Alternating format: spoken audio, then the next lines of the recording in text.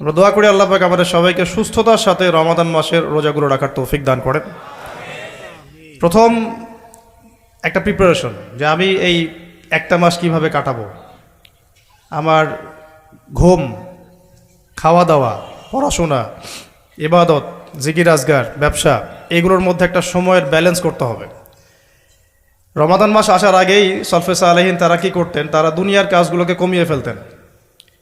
রমাদান মাস আসার আগেই চেষ্টা করা উচিত যে এক মাসের দুনিয়াবি যে ব্যস্ততা এটাকে কমায় ফেলা। এর জন্যে যদি সম্ভব হয় বড় বড় বাজারগুলো আগে করে ফেলা উচিত, যাতে এক মাস আপনাকে দুনিয়াবি কাজের জন্য খুব বেশি ব্যস্ত হতে না হয়। রমাদান নষ্ট করে দেয় আমাদের দুনিয়াবি ব্যস্ততা, আর লাইলাতুল কদর নষ্ট করে দেয় মহিলারা। কিভাবে? শেষ দশকে বেশি বেশি ইবাদত করার কথা, শেষ দশকে আপনি দেখবেন মার্কেট ভর্তি মহিলা দিয়ে। তো এর জন্য আমরাও দায়ী, কারণ আমরা তাদের হাতে আমাদের উপার্জনগুলো তুলে দেই এবং শেষ দশকে তারা যা ইচ্ছা তাই করে মার্কেটে গিয়ে।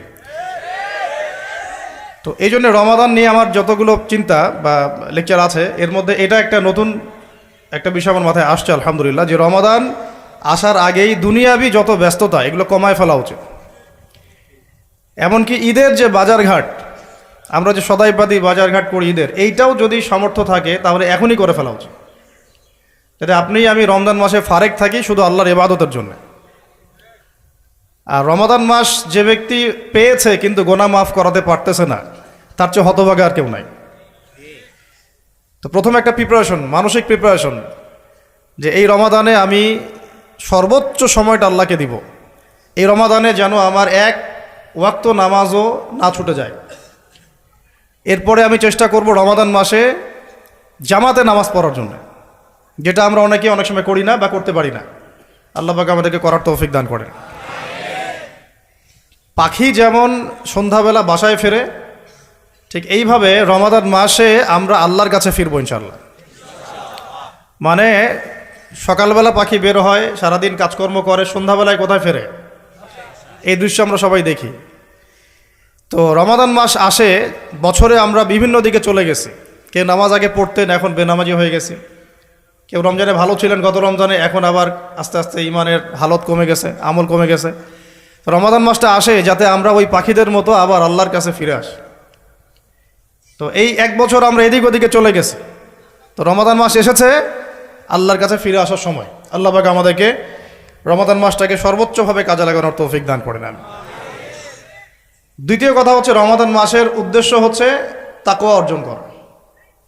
আপনারা যদি সূরা বাকারা পড়েন, প্রথম আয়াতটাই লেখা আছে কুতিবা আলাইকুমুস সিয়াম কামা কুতিবা আলাল লাযিনা মিন ক্বাবলিকুম লাআল্লাকুম তাত্তাকুন। লাআল্লাকুম তাত্তাকুন মানে রমাদানের সওমটা তোমাদের উপর ফরজ করা হয়েছে, ঠিক পূর্ববর্তী উম্মতের উপরেও ফরজ করা হয়েছিল, তোমাদের উপর নতুন নয়, যাতে করে তোমরা তাকওয়া অর্জন করতে পারো বা তাকওয়া অবলম্বন করতে পারো। তো এটার ব্যাখ্যা এর আগের লেকচারগুলোতে আমি বলেছি, এমনিতে রোজা রেখে আমরা কিন্তু কিছু খাই না, পান করি না। চুপ করে খেতে পারি, খাই না। চুপ করে পানি পান করতে পারি, করি না।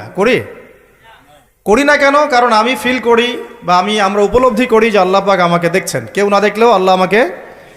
এই উপলব্ধিটাই হচ্ছে আপনার আল্লাহ কনসিয়াসনেস বা তাকওয়ার একটা মানদণ্ড, যেটা আমরা হালাল ছেড়ে দিচ্ছি। খাবার হালাল ছিল ছেড়ে দিলাম, পানীয় হালাল ছিল ছেড়ে দিলাম, স্ত্রী সহবাস হালাল ছিল ছেড়ে দিলাম, শুধু আল্লাহর সন্তুষ্টির জন্য, রেজামন্দির জন্য, যে আল্লাহ পাক আমাকে দেখছেন, এটা করা যাবে না। কারণ আমি এখন সায়েম, রোজা আছে। এই যে চেতনাটা, এই চেতনাটা যদি আমাদের জীবনের অন্যান্য ক্ষেত্রগুলোতেও বাস্তবায়ন করা যায়, তাহলেই লাআল্লাকুম তাত্তাকুন এর হক আদায় হবে ইনশাআল্লাহ। ঠিক ওই চেতনা লাগবে আমার শিক্ষাক্ষেত্রেও। শিক্ষাক্ষেত্রে এমন কোনো শিক্ষা আমি অর্জন করতে পারবো না যেটা আল্লাহর বিরোধী, রাসূলের বিরোধী। কোনো শরীফ থেকে শরীফা চলবে না এখানে।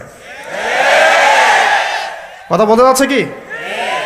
লাআল্লাকুম তাত্তাকুনের একটু ব্যাখ্যা বুঝি। কেন খাই না? কেন? আল্লাহ দেখছেন। কেন পানি পান করি না? এটা ফিল করি তো। কেন স্ত্রী সহবাস করলাম না? আল্লাহ না করেছেন, রোজা ভেঙে যাবে। তিনটা হালাল ছিল না হারাম? হালালই ছেড়ে দিলাম।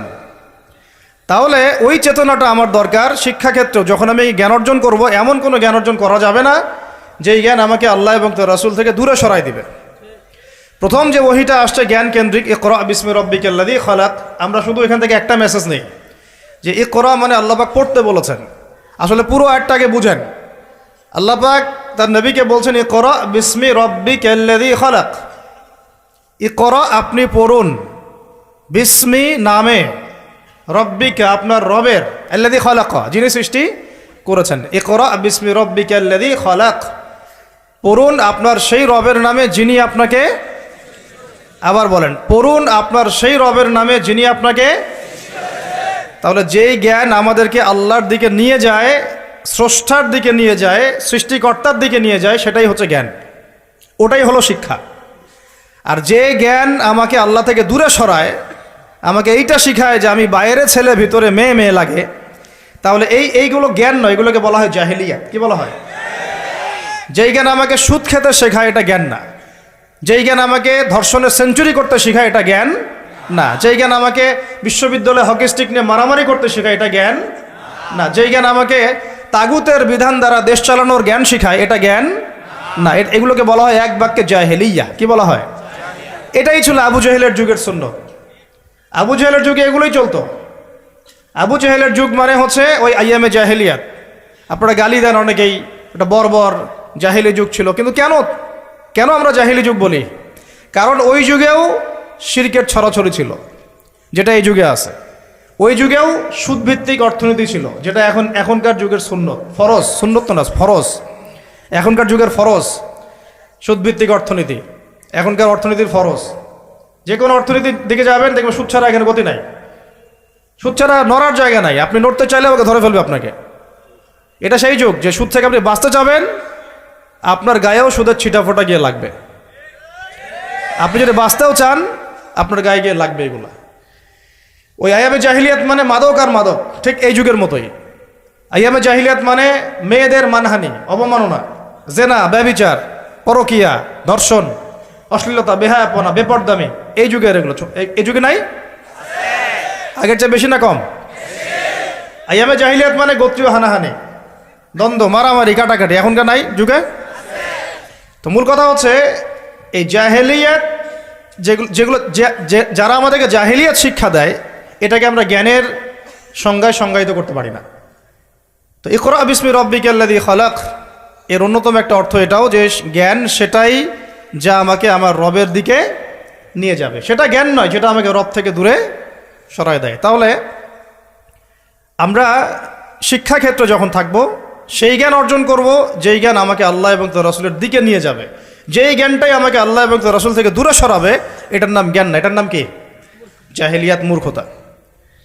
এখন এখানে অনেক কথা, সব কথা মাহফিলে বলা যায় না, লম্বা করা যায় না। মূল কথাটা কি দেখেন, আমরাও স্কুল পড়েছি, কলেজ পড়েছি, বিশ্ববিদ্যালয় পড়েছি, মাদ্রাসাও পড়ছি, এখন আমরা তালেবে ইলম। এখন কথা হচ্ছে আমরা শরৎচন্দ্র, বঙ্কিমচন্দ্র সব পড়ে ফেলছি, ইংরেজি পড়ে শেষ করে ফেলছি, ফিজিক্স, কেমিস্ট্রি, বায়োলজি পড়ে শেষ করছি, ঠিক আছে? আমরা জিওপলিটিক্স, অর্থনীতি সব পড়ে শেষ করছি। এগুলো আমাদের সিলেবাসে ছিল তাই পড়েছি। কেন পড়েছি? কারণ সিলেবাসে ছিল। না পড়লে কি হবে? পরীক্ষা দিতে পারবো না। পরীক্ষা দিতে না পারলে কি হবে? সার্টিফিকেট আসবে না। সার্টিফিকেট না আসলে চাকরি হবে না। চাকরি না হলে বিয়ে শাদী হবে না। বিয়ে শাদী না হইলে জীবনটা বরবাদ। এই তো আমাদের ফিলোসফি তো এরকম, তাই না? নিজের পায়ে দাঁড়াইতে পারলি না তুই, নিজের পায়ে। এখন এই দুনিয়ার একটা ফিকির দিয়ে, চেতনাটা দিয়ে আমাদেরকে এই 10 থেকে 20 বছর এগুলো পড়তে হলো। আমরা পড়লাম।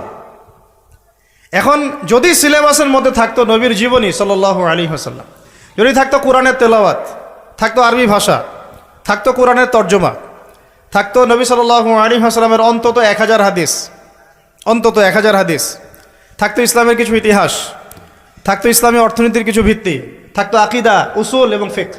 এবং এগুলো না পড়লে আমি পাশ করতে পারতাম না। পাশ না করলে আমার চাকরি হতো না। চাকরি না হলে আমার নিজের পায়ে আমি দাঁড়াতে পারতাম না।